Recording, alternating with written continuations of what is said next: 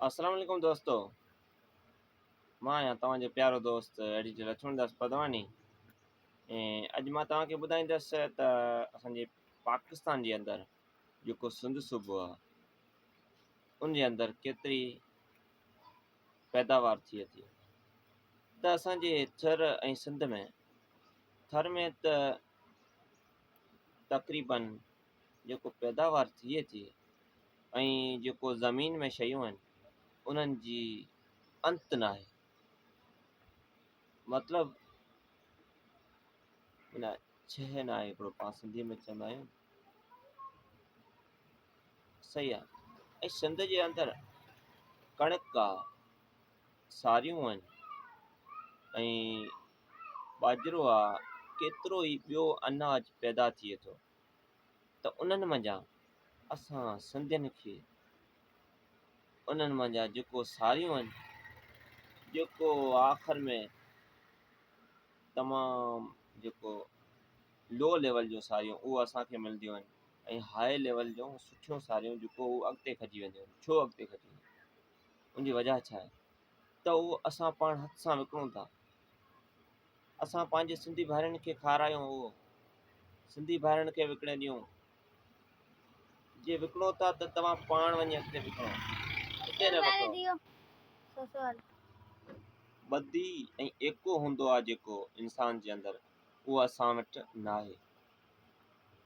छो न आहे त असां वटि जे हुजे त असां थर ऐं सिंध मिलाई करे हिकिड़ो पंहिंजो जेको फसल थिए थो उहो पाण वटि महफ़ूज़ रखूं। ऐं असांजे थर जे अंदरि सब्ज़ी खां वठी बाजरे खां वठी कणिक बि थींदी आहे।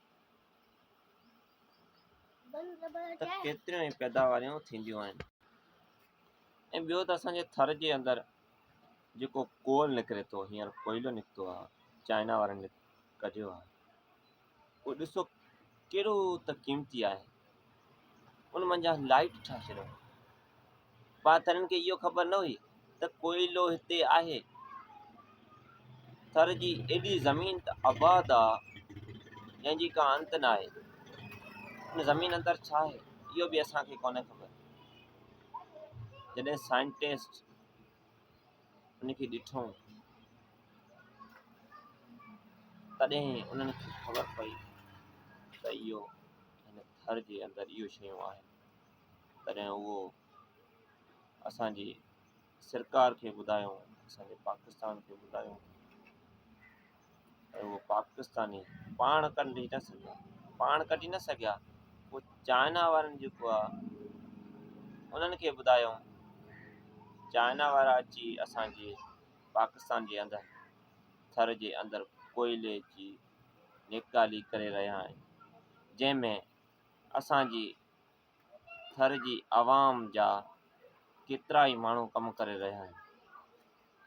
गुरबत जे वसीले गुरबत आहे ऐं खोड़ सारा दोस्त असांजा जेको पढ़ियल लिखियल यूनिवर्सिटियूं पास, ग्रेजुएशन पास, उहो ई जॉब करे रहिया आहिनि हुते।